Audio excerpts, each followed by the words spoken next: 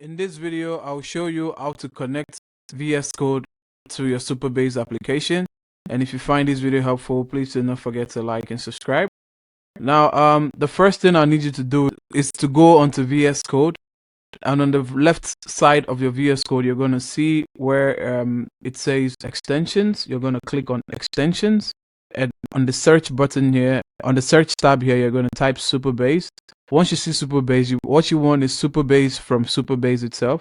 And you're going to click on install. You're going to trust the publisher and install. Now, once that's done installing, what you're going to do is you're going to go to a Supabase account in the browser. And we're going to go to account.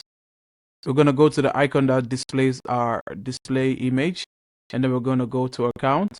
Now, under account, what we want to do is we want to go to access tokens on the left sidebar, and we want to generate a new token. Now, this token, what we're going to generate, we're going to call it VS Code. If you're going to be using Supabase with VS Code for long term, then I'd advise you put it at never, and then you generate a token. Once this token is generated, you're going to have to copy the token right here. Once it's copied, you need to copy it and put it somewhere because you might not be able to copy it again, but you copy it. And now we're going to go to VS Code.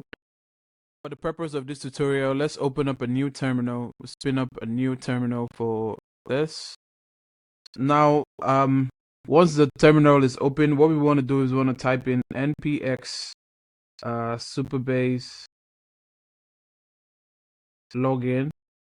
Then we want to give it a token. And we're going to paste in our token that we copied. So it's going to be npx Supabase login -- token. And then we paste in our token. And then we press enter. Now it says Supabase needs to download the following packages. You're going to press Y for it to download.